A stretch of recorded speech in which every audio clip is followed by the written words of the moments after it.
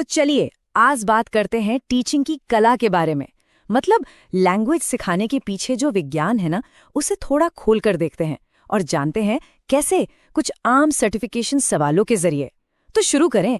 एक बेहतरीन टीचर आखिर होता कौन है? ये सवाल आज की हमारी पूरी बातचीत का सेंटर पॉइंट है। और इसका जवाब वो छिपा है उन प्रिंसिपल्स में जिन्हें हम अभी एक एक करके समझने वाले हैं।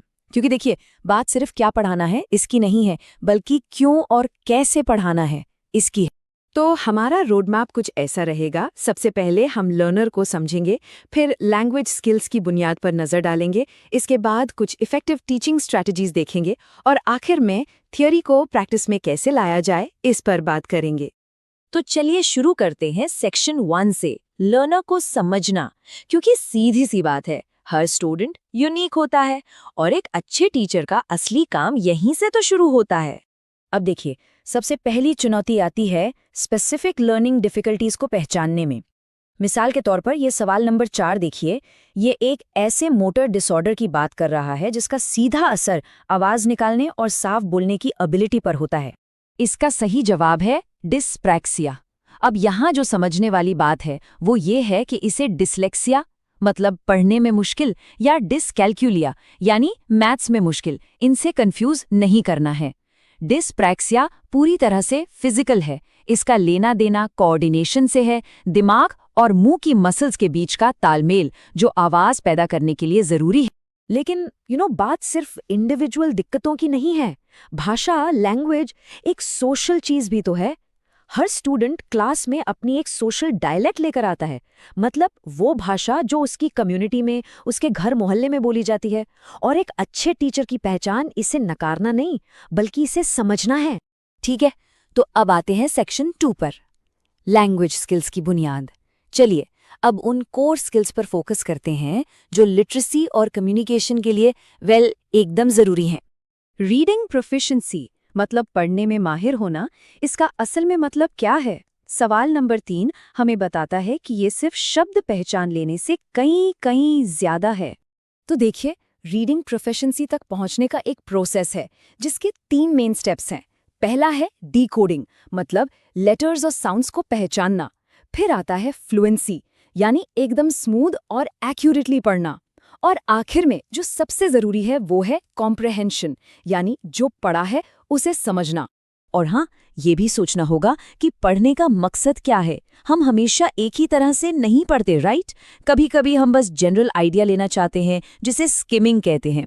और कभी हम किसी खास इन्फॉर्मेशन को ढूंढ रहे होते हैं, जैसे कोई नाम, कोई डेट, उसे कहते हैं स्कैनिंग।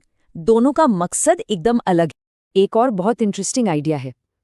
कई बार लगता है कि मातृभाषा दूसरी लैंग्वेज सीखने में रुकावट बनती है, पर ऐसा बिल्कुल नहीं है। असल में फर्स्ट लैंग्वेज में मजबूत पकड़ सेकंड लैंग्वेज सीखने के लिए एक सॉलिड फाउंडेशन का काम करती है। जिसकी अपनी भाषा पर पकड़ अच्छी है, वो दूसरी भाषा ज्यादा आसानी से सीखता है। चलिए अब आते हैं सेक्शन 3 पर, इफेक्टिव टीचिंग स्ट्रैटेजीज। मतलब अब तक जो भी थ्योरी की बात की, उसे क्लासरूम में असल में लागू कैसे करें। एक टीचर प्रैक्टिकली क्या कर सकता है? तो यहाँ कुछ क्विक एंड इफेक्टिव स्ट्रैटेजीज हैं। देखिए, मदर टंग को एक रिसोर्स की तरह यूज करना। कुछ भी नया पढ़ाने से पहले स्टूडेंट्स की प्रायर नॉलेज को एक्टिवेट करना। ग्रामर को रूल्स की तरह रटाने की जगह उसे कॉन्टेक्स्ट में, बातचीत में सिखाना। और पोएट्री को एग्जाम का बोझ नहीं, बल्कि एंजॉय करने की चीज बनाना। और हाँ, गलतियां सुधारना ये भी एक आर्ट है। इसका सबसे बड़ा रूल है, स्टूडेंट को शर्मिंदा किए बिना उसकी गलती समझाओ और फिर सही मॉडल दो। पॉइंट है सुधार करना, किसी का कॉन्फिडेंस तोड़ना नहीं। और मान लीजिए कोई स्टूडेंट पीछे रह जाता है तो वहाँ काम आता है रिमीडियल टीचिंग। ये सिर्फ रीटीचिंग नहीं है, ये एक डॉक्टर की तरह है। पहले डायग्नोज करो कि असल में प्रॉब्लम कहाँ है, लर्निंग गैप क्या है, और फिर बिल्कुल टारगेटेड तरीके से उसे ठीक करो। और अब हम आ गए हैं अपनी फाइनल सेक्शन पर, फ्रॉम थ्योरी टू प्रैक्टिस। यहाँ हम इस क्यू को समझेंगे, मतलब ये सारी स्ट्रैटेजीज आखिर काम करती क्यों हैं, इनके पीछे की बड़ी थ्योरी क्या है। मिसाल के तौर पर वाइगॉत्स्की को लेते हैं। सवाल नंबर 5 हमें उनकी थ्योरी की तरफ ले जाता है जो ये बताती है कि लैंग्वेज डेवलप होती कैसे है। वाइगॉट्स्की का कोर आइडिया बहुत सिंपल और पावरफुल है। वो कहते हैं कि लैंग्वेज सोशल इंटरैक्शन से डेवलप होती है। सीधी सी बात है, हम भाषा अकेले कमरे में नहीं सीखते, हम इसे दूसरों के साथ बातचीत करके, इस्तेमाल करके सीखते हैं। और इसी आइडिया से निकलता है स्कैफोल्डिंग का कॉन्सेप्ट। ये बिल्कुल वैसा ही है जैसे जब कोई बच्चा साइकिल चलाना सीखता है तो हम पीछे से सहारा देते हैं ना। स्कैफोल्डिंग वही टेम्पररी सपोर्ट है। आप तब तक मदद करते हैं जब तक लर्नर को उसकी जरूरत है, और जैसे ही वो केपेबल हो जाता है आप धीरे धीरे वो सपोर्ट हटा लेते हैं। ठीक है, एक और बड़ा थियरी है कंस्ट्रक्टिविज्म यानी रचनावाद। सवाल नंबर 17 इसी से जुड़ा है। ये पूछता है कि एक कंस्ट्रक्टिविस्ट क्लासरूम में टीचर का रोल आखिर होता क्या है।